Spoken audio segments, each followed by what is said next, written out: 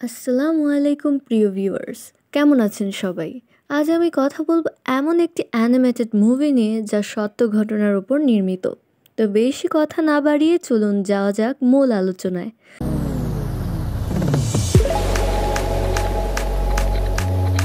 কিছু চলচ্চিত্র শুধু বিনোদনের জন্য নয়, বরং জীবনের গভীর বাস্তবতাগুলোকে তুলে ধরে। গ্রেভ অফ দ্য ফায়ারফ্লাইস তেমনই একটা মাস্টারপিস, যা একদিকে হৃদয়কে ভারাক্রান্ত করে তোলে ও অন্যদিকে আমাদের চিন্তায় নতুন দিগন্ত খুলে দেয়।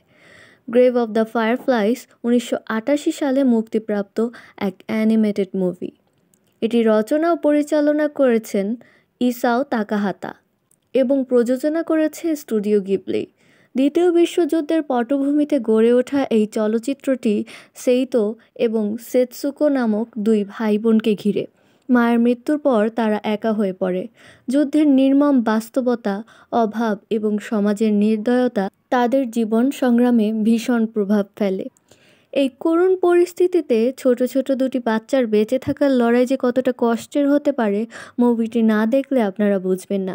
এই সিনেমাটি শুধু যুদ্ধের ভয়াবহতা নয়, বরং মানবিক সম্পর্কের গুরুত্ব ও হারানোর ব্যথাকে গভীরভাবে তুলে ধরেছে। যুদ্ধ কেবল শহর আর বাড়িঘর ধ্বংস করে না, বরং বহু ভালোবাসা ও স্নেহের সম্পর্ক ছিন্ন করে, নিভিয়ে দেয় লাখো মানুষের আশার প্রদীপ।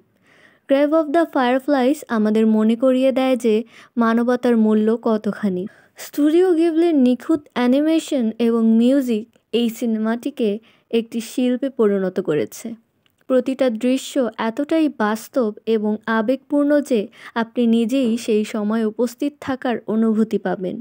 জোনাকির আলো এখানে শুধু সৌন্দর্য নয়, বরং একটি প্রতীক হিসেবে দেখানো হয়েছে। এটি জীবন ও মৃত্যুর এক গভীর প্রতিচ্ছবি।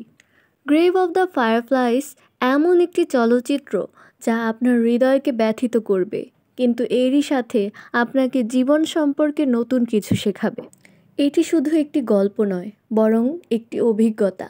এই মুভিটি আমাদের মনে করিয়ে দেয় যুদ্ধের জয় পরাজয়ের থেকেও গুরুত্বপূর্ণ মানুষের জীবন।